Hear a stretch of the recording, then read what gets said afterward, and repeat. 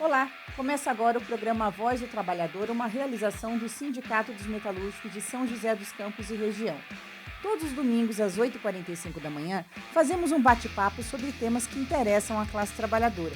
Meu nome é Ana Cristina e estou com Hélio Gonçalves, que é presidente do sindicato. Tudo bem, Hélio? Olá, Ana, tudo bem? Estamos aí, mais um programa para fazer a disputa da consciência dos trabalhadores. Hélio, e o tema do programa Voz do Trabalhador de hoje, da nossa entrevista, é sobre as lutas que vão além das fábricas e dos locais de trabalho. Vamos ver um breve vídeo que explica um pouco desse tema de hoje. A luta da classe trabalhadora vai muito além das fábricas e dos locais de trabalho. Nos bairros, ocupações, escolas e universidades, trabalhadores se organizam contra problemas que afetam diretamente a vida da população. São lutas por moradia, contra o sucateamento da saúde pública, ataques à educação e o alto custo de vida. Movimentos populares, sindicatos e organizações estudantis têm ampliado a articulação em defesa de direitos e melhores condições de vida. Na entrevista de hoje, vamos discutir como a mobilização coletiva pode garantir o atendimento de reivindicações da classe trabalhadora. Olha, como a gente pôde ver no vídeo, as lutas dos trabalhadores elas se dão além das fábricas e dos locais de trabalho. Pode falar um pouquinho sobre isso?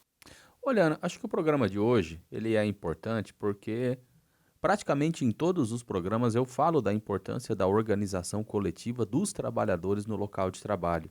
E a organização coletiva, ela não é apenas na fábrica, não é apenas em uma refinaria, em um supermercado onde você trabalha, por exemplo. A organização coletiva, ela se dá desde quando existe humanidade, desde quando existe capitalismo.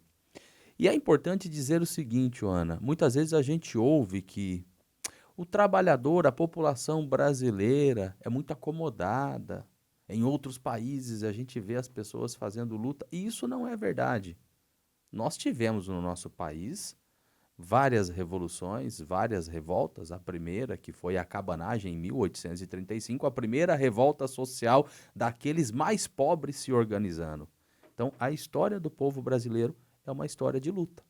E a luta, ela acontece no local de trabalho, ela acontece no bairro, ela acontece na escola. Então, em todos os ambientes é possível de você ter sim uma luta coletiva. Quais são os motivos, né? O que provoca essas lutas nesses outros espaços, Wélia?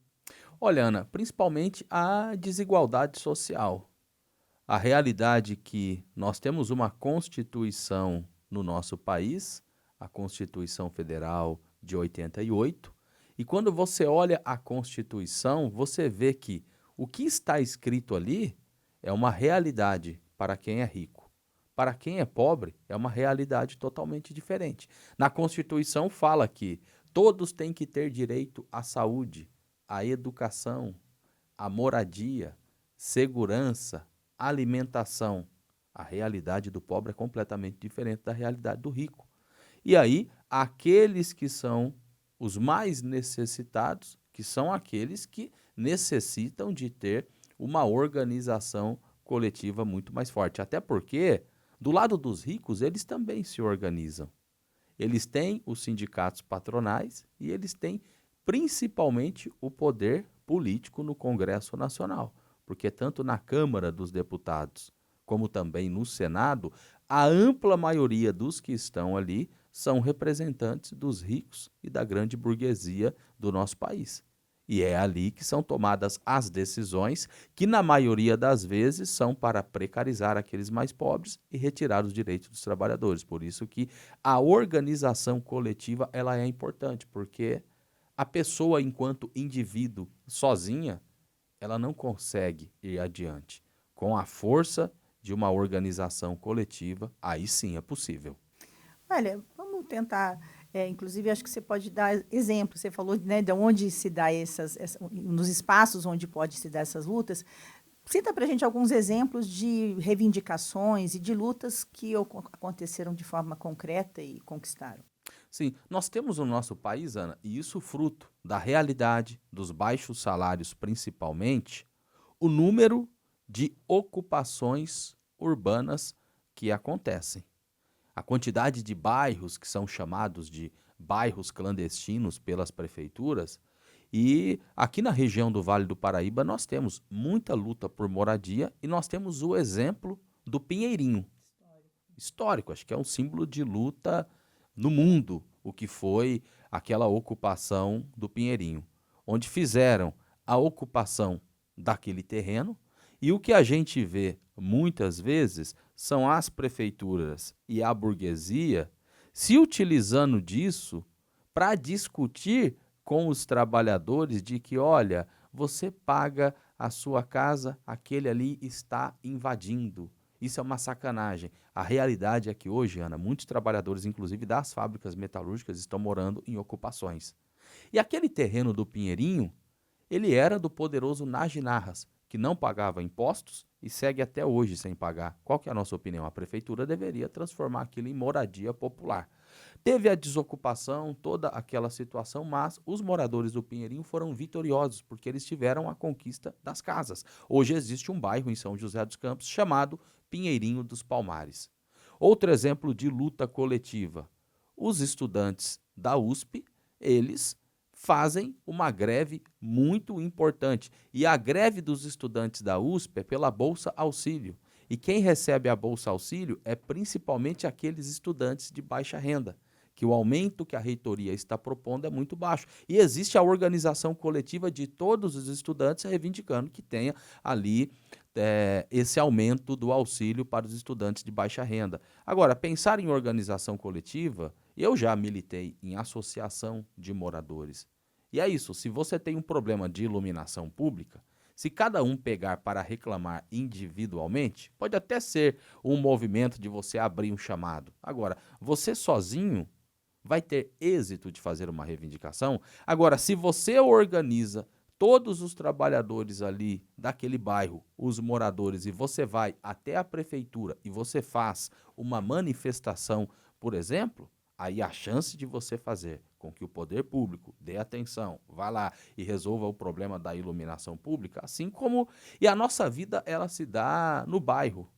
E o bairro onde mora pobre é completamente diferente dos condomínios onde moram aqueles que são ricos.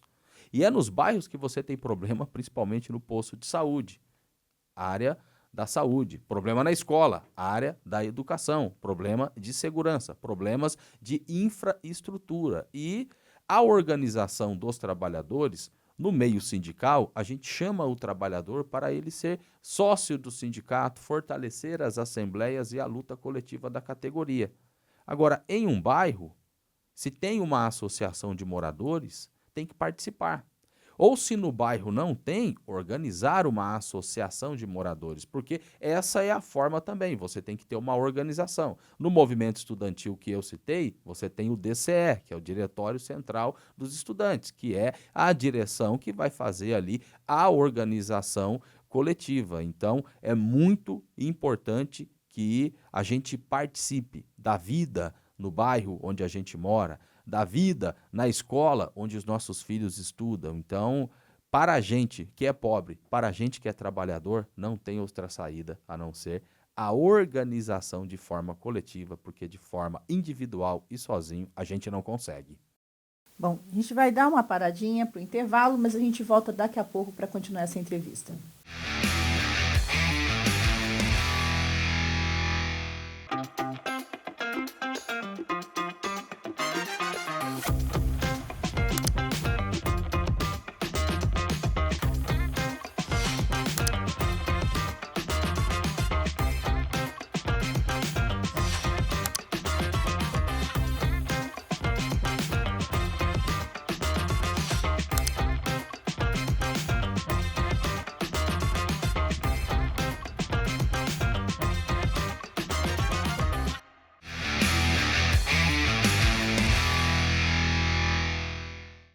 Olá, estamos de volta com o programa Voz do Trabalhador e o tema de hoje são as lutas dos trabalhadores que vão além das fábricas e dos locais de trabalho.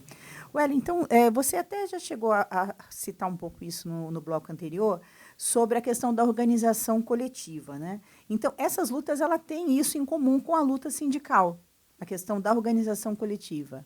Sim, Ana, eu dei vários exemplos e tem um que é muito importante, o exemplo do que foram as manifestações de junho de 2013.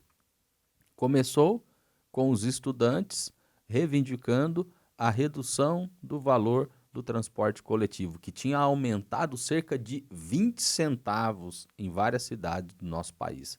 E foi em uma manifestação em São Paulo, onde teve uma forte repressão policial para cima dos estudantes, e no dia seguinte a manifestação em São Paulo foi muito maior e foi crescendo e virou uma grande manifestação nacional que, além de questionar o aumento da passagem de ônibus, também começou a reivindicar saúde e educação, e esse movimento ele foi vitorioso, porque praticamente todas as prefeituras reduziram o valor que tinham aumentado da passagem.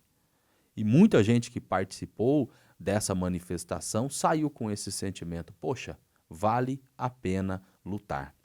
E quando a gente fala de organização coletiva, eu falei aqui da importância de ser sócio do sindicato, de você participar de uma associação de moradores. Agora, nós achamos que os trabalhadores também devem se organizar politicamente, porque os grandes empresários, a alta burguesia, os ricos, eles têm a sua filiação partidária.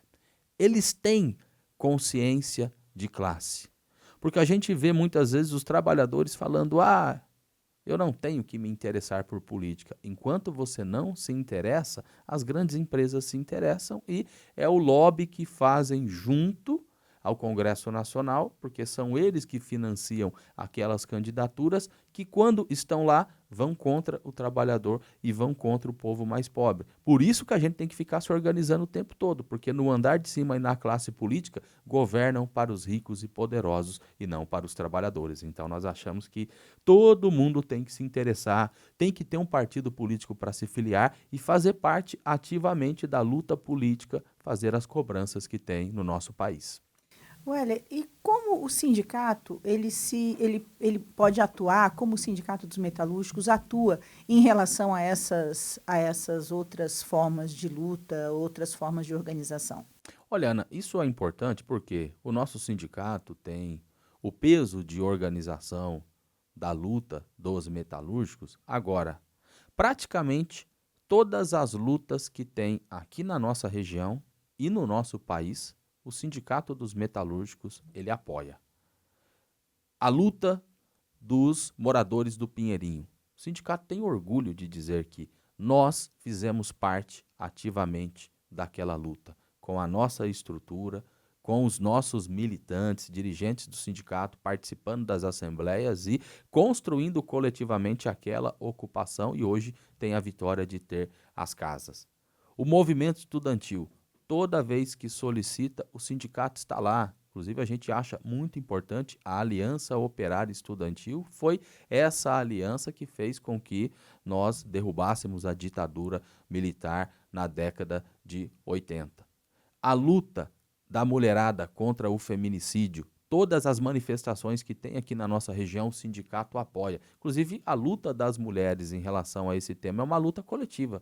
As manifestações que tem, quando as mulheres falam: poxa, chega, não dá mais, isso é um absurdo, começam a se organizar, fazem uma reunião, criam um fórum, fazem uma página no Instagram, fazem um boletim de diálogo com a sociedade. Isso é uma organização coletiva. Então, nós apoiamos a luta por moradia, os movimentos sociais, o movimento estudantil, o movimento de luta dos trabalhadores de aplicativo. Então, fica inclusive aqui abertamente na TV dizendo: todos aqueles que querem lutar contra as injustiças do sistema capitalista, o Sindicato dos Metalúrgicos apoia todas essas lutas.